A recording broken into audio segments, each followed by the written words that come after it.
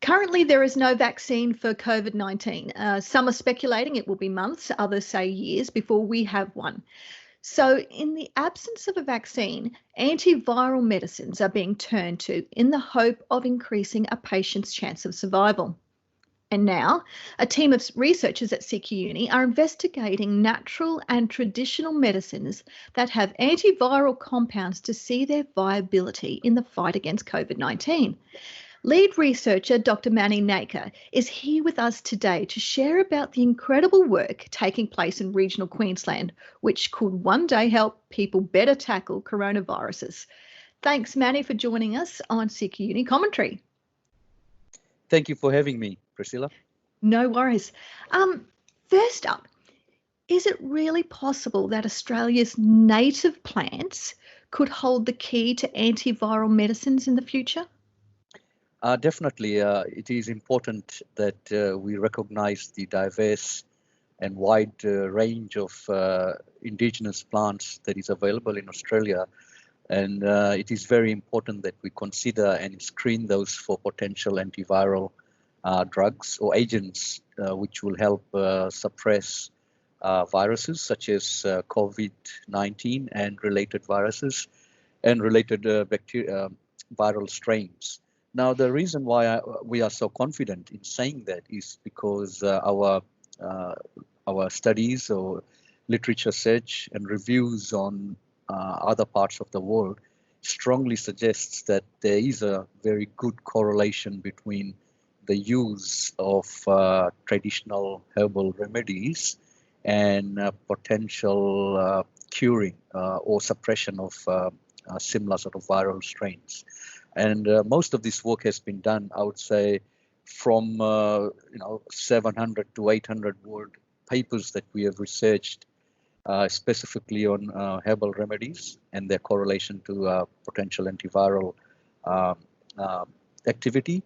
Most of the work has been done in Southeast Asia, mainly in China. So due to that, damning evidence, large evidence in literature, we can only postulate that similar remedies obtained from natural products in Australia could have similar activity. Mm. Can you tell us a little bit about what your team has actually been focusing on at the moment? Okay, so I'll just give you a very quick background as to what our research team main focus has been. We have been very interested in looking at natural products, be that herbal medicines or plants that has been used by indigenous populace, or crops, food, and all sorts of natural products that could be useful for humans from the point of view of consuming or applying for medicinal purposes. So our study were not focused specifically on antiviral agents to start off with, but we were looking at anti-cancer activities, antibacterial activities, nutritional profiling of natural products, and purely looking at biochemical markers which could be used to market a particular product against other relatively. But as we progressed through that work, and with COVID-19 coming into play, our focus has shifted towards including working on these natural products that could have antiviral activity as well on top of anti-cancer, antibacterial. So they're all related. So what we are doing in terms of building the capacity and capability within CQUep, building that capability within our labs to be able to, first of all, be in a position to very quickly screen the large number of natural products that we could have access to, and in saying, out of these 50, these 5 are the real key potent ones, and let's pursue these. Because it's like bioprospecting, you could go around and test every plant source that has shown some evidence to have antiviral activity. But we have to be smart in the sense that we should only invest our resources and our finances towards those that show potent or extreme capability rather than everything. So what we are setting up as a very initial point of screening out the potent ones or the ones with value amongst the others, which we could work on later. So that's the starting point. Once we screen a small number, we can then go into the next phase. And there's a number of phases that you have to go through eventually before you can positively say, look, this plant has got these types of compounds, and these compounds have shown in vitro, meaning in bioassays, and then in vivo animal models, and then finally clinical trials. So we are at CQUI building up the very initial stages or phases of this long process that is required to eventually nail down certain agents or drugs that are the reasons why certain herbal remedies work and others don't.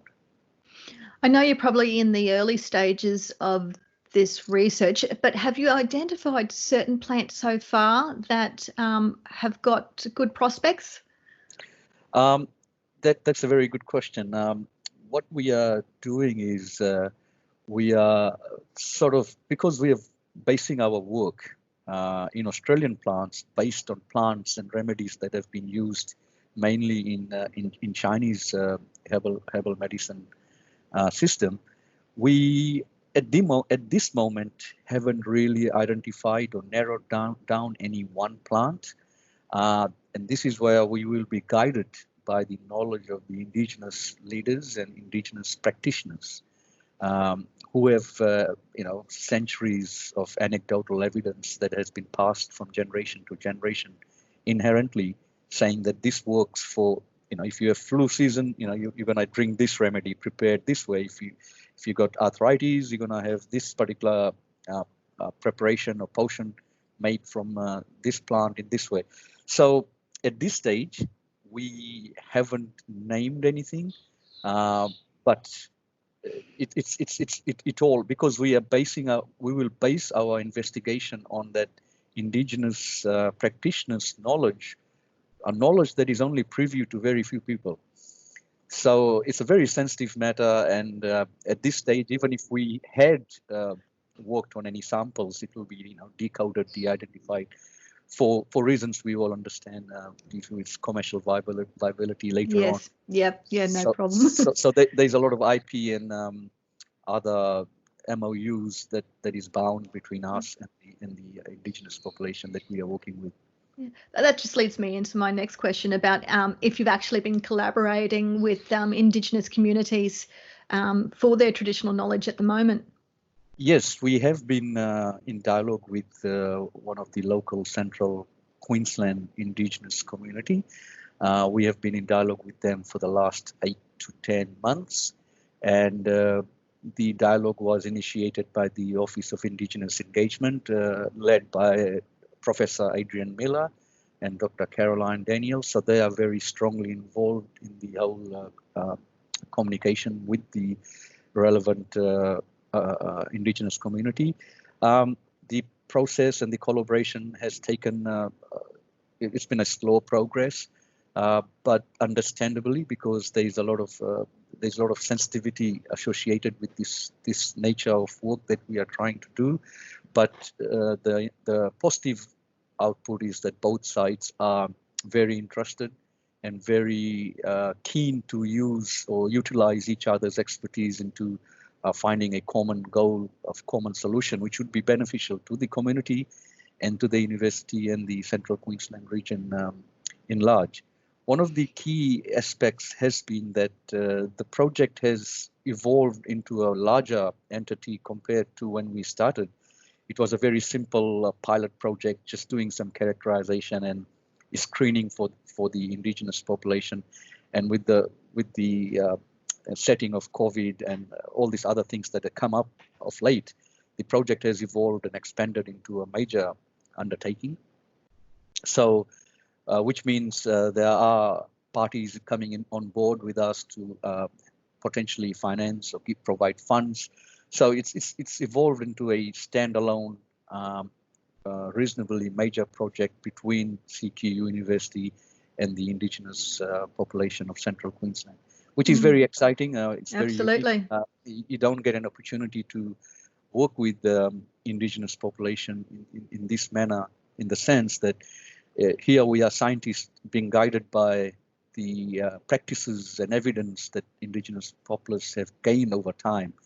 So you don't get that combination very often. So we are very excited, especially working with the Indigenous population. We are very, which is close to us, and the university have a vested interest in this community from health, education, and all aspects. So there's some good times ahead. But as I've said before, work of such nature is very sensitive for the reasons we understand. So it's taking us a little bit longer to get everything finalized before we can access the knowledge we are after.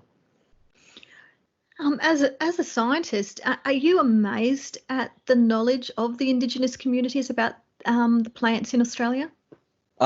Personally, no, because I have been working in this area for a long time. I was born and bred in the Pacific, in the Fiji Islands, and had a strong association with the Indigenous population of most of the Pacific Islands, and have had personal experiences growing up relying on traditional herbal remedies.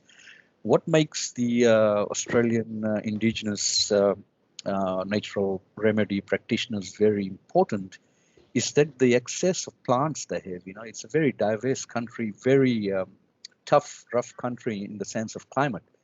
Now, when you have this difficult climate, the plants grown here must be fairly robust. When you have when plants survive in a very trying climate, naturally its chemistry or genetics will be able to produce chemicals within the plants that are more potent, so to speak.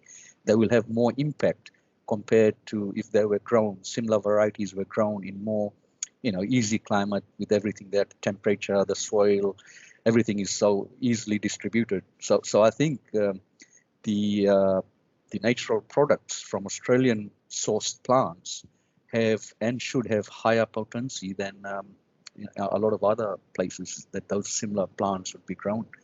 That plus, when working with the herbal remedies and people who practice this art, there's always going to be a polarized output from depending where you stand. So one could be it's hocus pocus, it's just placebo effect. Like if I go to you and say, look, if you have this, your cough will get better, and it has been proven that placebo effect does have an impact. Now, and from the science point of view, we as Western society, which has gained more momentum in medicine, we rely a lot on Western medicine because we feel that it's clinically trialed, and we are prescribed by our physicians, it's all good. But the bottom line is that Western medicines do have side effects compared to natural medicine. So there's all sorts of factors involved. Now, going back to your original question about how amazed I am with the knowledge of the Indigenous practitioners, it is fairly amazing because, it's not knowledge that they have, which is only 10 years old or 100 years old. It goes back long time, passed on from generations to generations. And in the early days, that was all they would have relied on, until very lately that we all have access to Western medicine. So as much as I'm a scientist, I believe in facts and evidence and things like that. There's something in me tells me that we should not discount the fact that the Indigenous populace are saying something. I mean, why should we discount the fact? Now, given COVID and there's no cure for it, this has brought back that concept. Should we just listen to them and try something? I mean, what else? What's the worst that can happen? Either we will scientifically justify something which they have believed for so long, so their belief and their anecdotal evidence is converted into scientifically justifiable evidence. And we could say, yep, science says it works, and science says it doesn't work. So we should never discount those invaluable knowledge that they have enhanced or harnessed for so long, just because we are so reliant and focused on Western medicine or synthesized or manufactured medicine. Enjoying this episode? Subscribe to CQUniversity Commentary on Apple, Spotify, or wherever you get your podcasts for more. And remember to rate, review, and share. Just going back to the actual plants themselves that you're dealing with, are you looking at particular compounds in them that have got antiviral tendencies, I suppose? I mean, I know there's a word been spruiked around, phytochemicals. Yep. Can you explain that for our listeners? Yes, that's a good question. First of all, I will try and explain what phytochemicals are. So if you look at the word phytochemicals, phyto means plants. Chemicals are the chemicals. So it's chemicals within the plant. So something like your protein, your sugars, your vitamins, they are all chemicals produced by the plants. So out of the many plant-produced chemicals, the phytochemicals, there are various subclasses. Like I've just mentioned vitamins, there I mentioned proteins, I've mentioned sugars. So underneath there is a subclass called the polyphenols. So polyphenols are a subclass of chemicals produced by plants under the overall heading of phytochemicals. So, and there are many polyphenols. What we have done is we have identified about 10 polyphenols based on the investigations and research data published from Chinese studies, which shows strong correlation between these polyphenols and their ability to suppress or inhibit viral strains like that of coronavirus or COVID-19. So out of millions and hundreds of compounds that are potentially present in a plant, we have identified 10 possibilities. So we're going to target for those 10 and see if they are present in the herbal medicines or herbal remedies or the plants that are used to make herbal remedies by the Aboriginal community in central Queensland. And if it is present there, we will then pursue to isolate them, like pull them out from the rest and test them individually against antiviral agents, like in small cell culture scenario, then animal model, then potentially clinical trials. So that is the target. So yes, we have got a class of compounds we are chasing. We've narrowed it to about 10, and we're going to target for those 10s in the Australian remedies and plants that we will be guided to by the Indigenous practitioners. Okay, so if it's what I'm understanding, they're probably broad spectrum antiviral compounds, I'm guessing. So it won't just be targeting COVID. It can target a load of different viruses. Yes, you've nailed it there. It is, and polyphenols are generally shown to be broad spectrum. Just to give your listeners an example of what polyphenols are, I will use the analogy of red grapes. If you look at red grapes when it's ready to be harvested, it's bright purple reddish in color. So the chemicals which give you that bright red purple color is a type of polyphenols, right? And then when that red grapes are processed into wine, you've got your red wine, and the red color of wine is due to a type of polyphenols. Now, if you think about the French paradox about having a glass of red wine a day, with your meal is good for your health, cardiovascular, and so on and so on. So it is due to the polyphenols in red wine. Okay, so polyphenols, as you said, is broad spectrum. They've shown to be antioxidants. They've shown to be anti-cancer. They've shown to reduce blood pressure, to help enhance or keep your cardiovascular activity in normal range. So yes, there are broad spectrum classes of compounds, and our assumption is, or what we would hypothesize is, If we find a polyphenol from a herbal remedy or plant source as guided to us by the indigenous practitioners, if it works as an antiviral agent, it will more than likely work as an anti-cancer agent and probably antibacterial agent as well. It may, Wow. or it may be very specific to one or the other. But Okay. broad spectrum, that's why our lab is not just focusing on any one activity. We are looking at from a total nutritional value, antibacterial, antiviral, as well as anti-cancer. So we could kill a few birds with the same stone if we are smart in our processes and Sounds fabulous. logistics of experimentation. Yes. Yeah.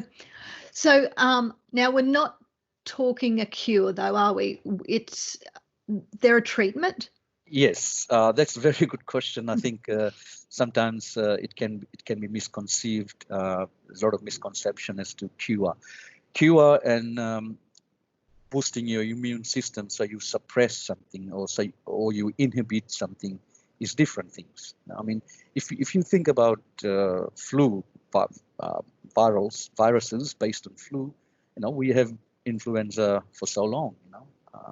Every year we are asked to take flu shots and whatnot. We haven't cured it, have we? So what we have done over time is made vaccines or have drugs or synthesize medicine, which helps to boost our immune system so that we can manage it. So that's what natural product derived therapy is all about.